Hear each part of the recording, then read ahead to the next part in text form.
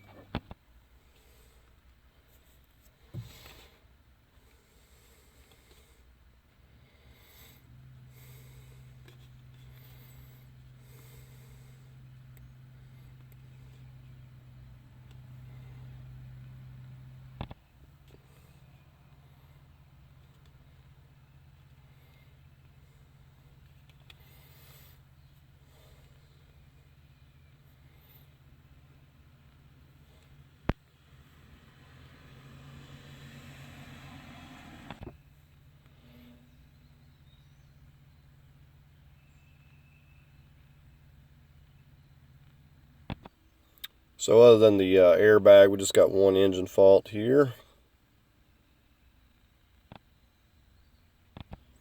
Right, so if you can see that, we got a PO113 for the IAT, or intake air temperature sensor.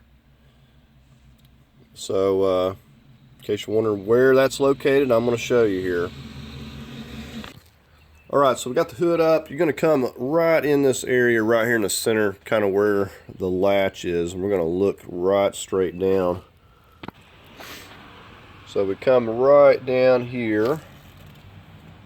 I'm going to move this hose. So if you look right here, right where my finger's pointed, that is your map sensor and your IAT.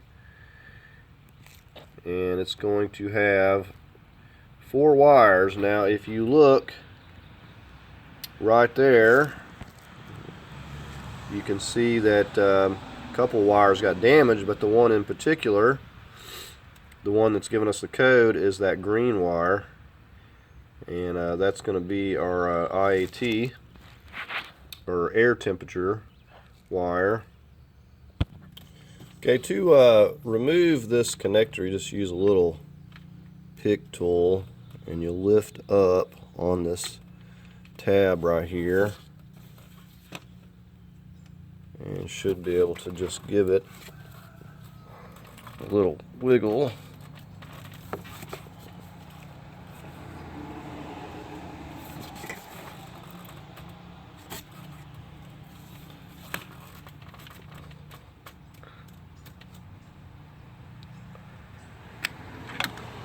Just like that.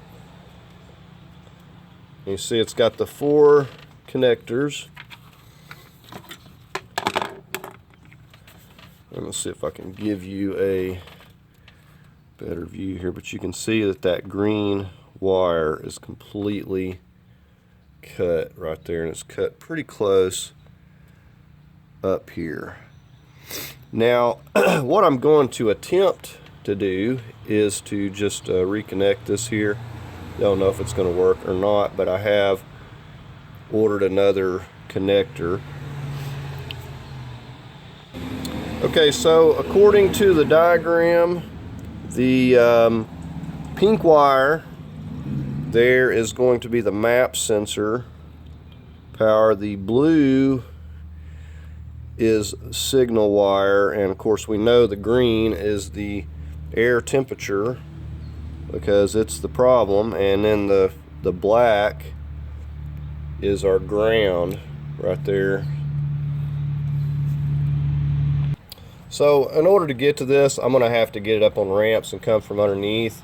I'm going to have to get enough slack to get this down where I can attempt to try to fix it, but we're just going to go ahead and plug this back in for now. It's real easy.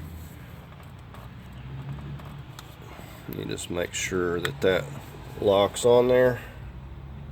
Now I can also show you on this engine, this is a 2.0 liter, but it's in the same location.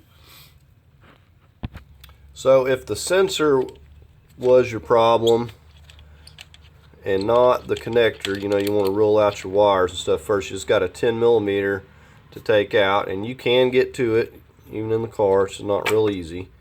And then that just pops out of there, and you see it's got an O-ring on it. So you get your new one, pop it back in,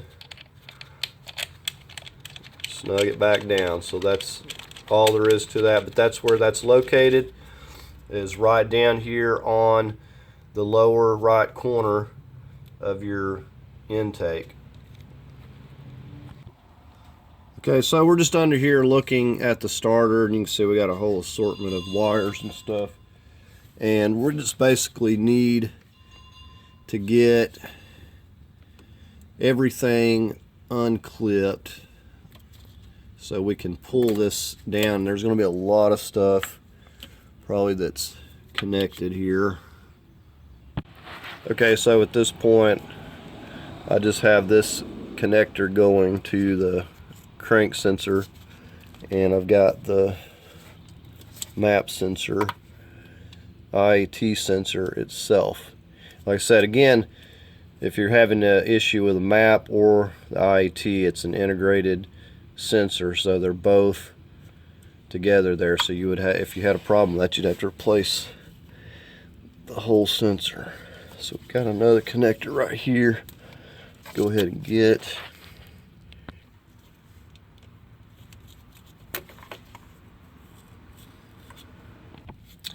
So I've got enough slack to get it down to here, which may be doable. However, I think I'm going to try to get a little bit more slack. I'd really like to pull it down here a little bit farther. It's just going to make things easier, because I'm going to attempt to solder that back together there. So I think I'm going to go ahead and get the throttle body connector up here.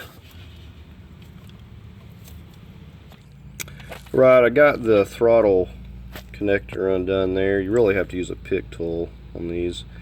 And there's a clip that, you see that metal tab right there? It's got a clip going in. Just unclipped it from the back side. Okay, so this is what we got, and I think I can work with this. Otherwise, I'm going to be having to take half this harness loose. So I was able to get it pulled down to this point here, and I think what I'm going to do is I'm going to take my knife and I'm going to carefully, let me zoom you in here a little bit. I'm going to try to carefully peel that insulation. This side, you know, won't be a problem, but this is like really close to the connector. Now I've got liquid tape. You can get this, it's basically you just paint it on. So I'm not worried about insulating it.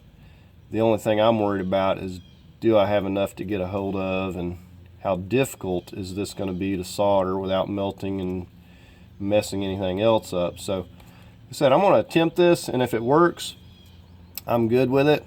If not, I'm going to replace the whole pigtail. Let's see, I need a little bit of liquid tape on this one right here too, because it's rubbed and messed up.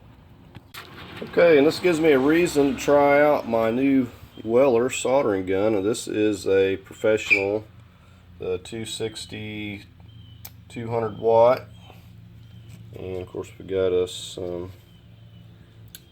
6040, I believe.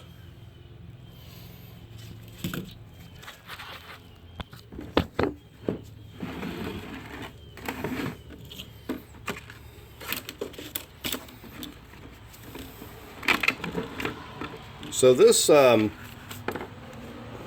haven't had one of these before, but this one really feels heavy. It reminds me of my dad's old soldering gun. He probably still has that thing, and it works good. But you know, with these, some of these newer solder guns, I haven't had any luck. They just don't seem to last. They burn out.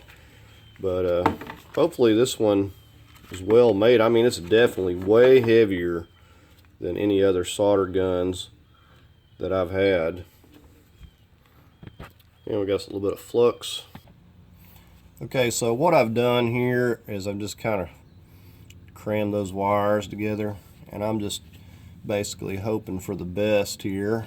And I dabbed a little bit of flux on there. And you know, the idea is to try to heat the wire, but I'm going to try to do the best that I can here and hope for the best.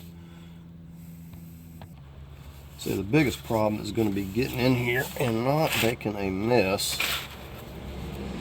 Now I will say that I am impressed with this solder gun so far. It gets really hot really fast.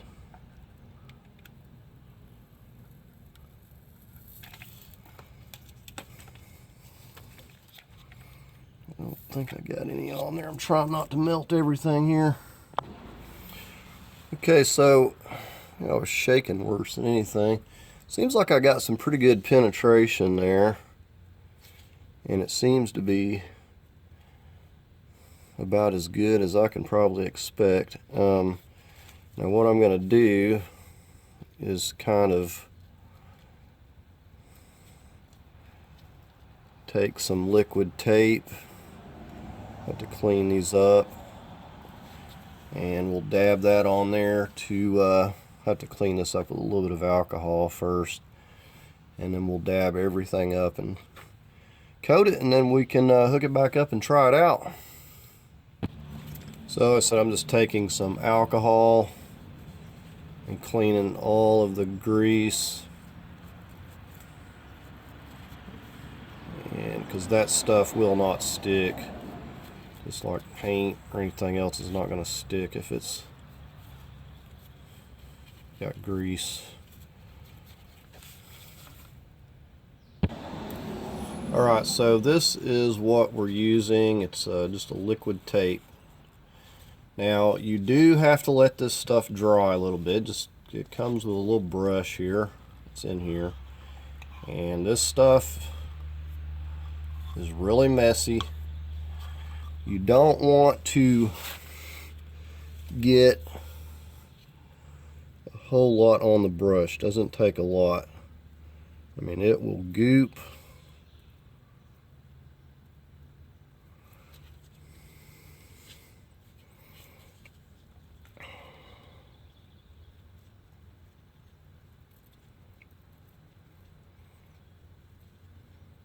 I mean, it's really good stuff. I've had where mice have come in and chewed up, like, you know, on a whole harness, but they didn't chew the wire into.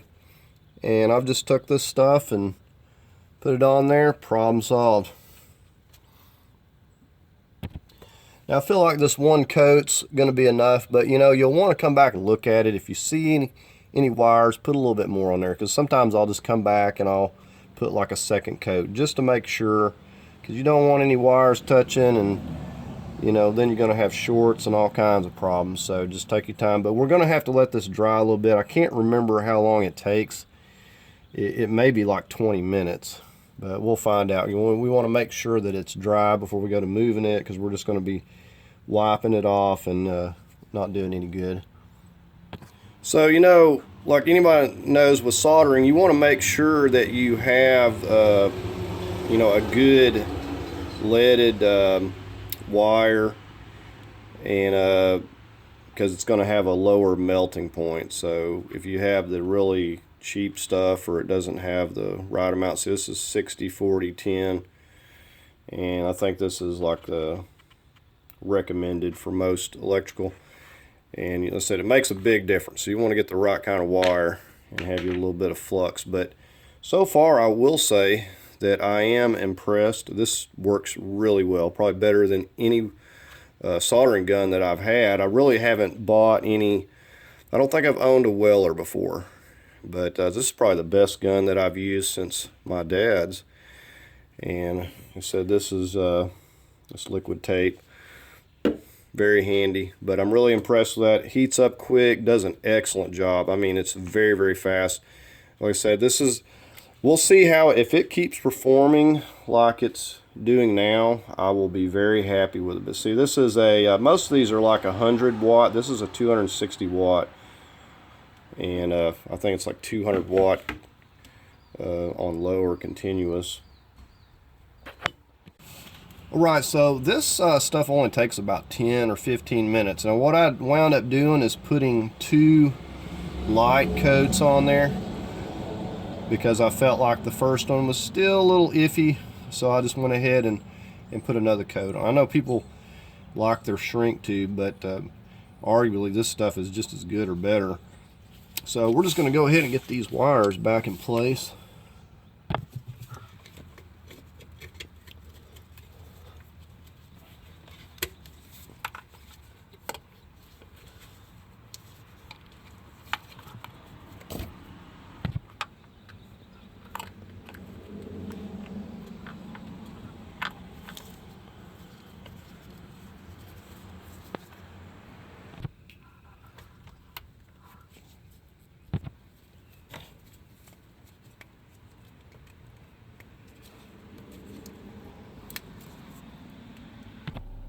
Alright, so we come in here and deleted our code, and you look there, no check engine light.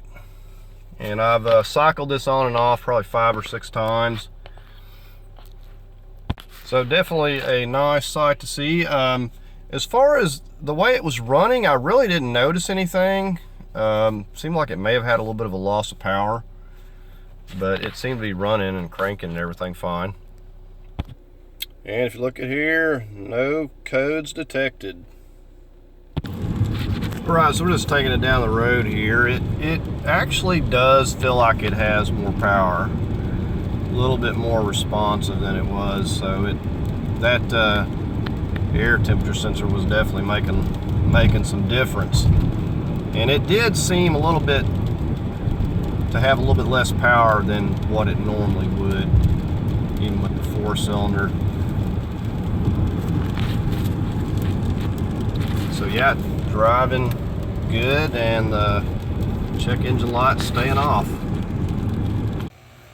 Alright, so if you're needing to know where your IAT, you got an IAT code, map sensor code, and you need to know where that's located, hopefully this video can help you out. You know, like I said, go ahead and check your wires first thing, check the connector out, and make sure that you actually got a problem with that sensor there. So this turned out a lot better than I thought it would, and actually didn't have confidence that I was going to be able to get this soldered together and get it to work. So, and I'd already ordered a pigtail, so if I do have any trouble, I'm going to go back and just cut it off and solder a new pigtail on there. But as far as the amount of work, that's going to be more work, than just fixing this one wire. So definitely, I figured if this works, this is going to be the way to go. So anyways, that's going to do it for the video. Hope you enjoyed it and found it helpful. If you did, give it a thumbs up, and thank you for watching.